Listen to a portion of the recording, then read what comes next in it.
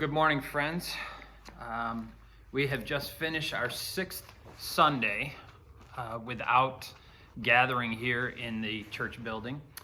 And I got to confess that this week it was a joy to have Emily come home and to have our family all in one place. But the length of this quarantine, I think, has taken its toll.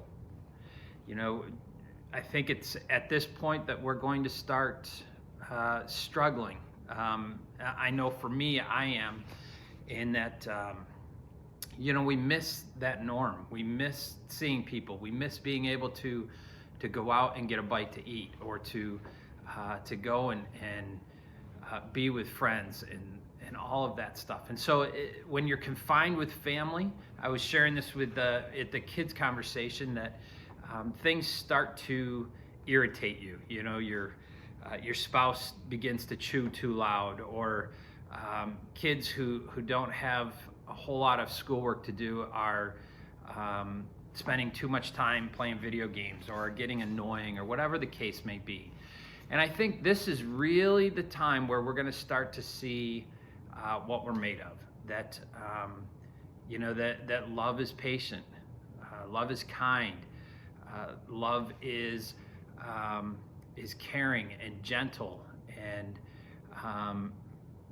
I know that I have lost my cool with my family, and we have gotten angry with each other.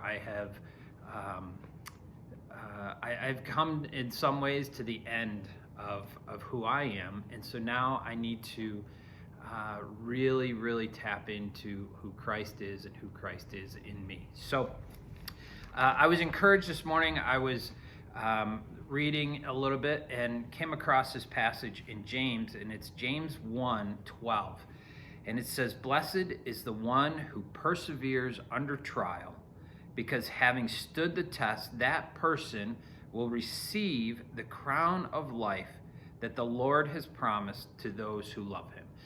Now, I know we're not in some major trial. I mean, we are inconvenienced. We're having to stay home. There is some fear or some anxiety, but I think even some of that has settled. But I do think we need to persevere, that in the midst of this, we need to persevere in the ways that we love each other, even when it's tough. That we need to persevere in kindness and in patience and in gentleness. And even when we don't want to, or when somebody is frustrating us, or kids are annoying, or you just cannot spend another moment with your spouse talking or chewing in your ear, or whatever things may now be magnified in your eyes. This is the time we need to persevere, and we need to really tap into Christ in us, and continue to be Christ in our families, and Christ to one another, and remember that there is a crown that awaits us, that crown of life. So I hope this is encouraging to you. I know that this is getting long, and fortunately there are positive signs that are coming out of Washington and out of Albany and the governor's office. So hang in there, folks. We can do this. Continue to find ways to show grace to one another, to love one another. We made a side trip last night to honk at the Webbers. We were circled around their driveway and honked, and they came out, and at a safe distance we were able to say hello. And I encourage you to do the same.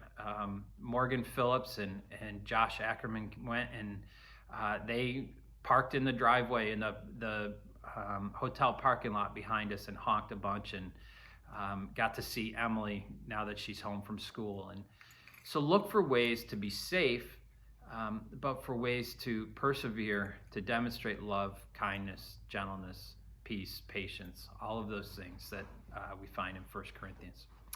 God bless. I hope you have a good afternoon or a good day, whatever time it is that you watch this. And I am praying for you. Don't hesitate to reach out if you need anything at all.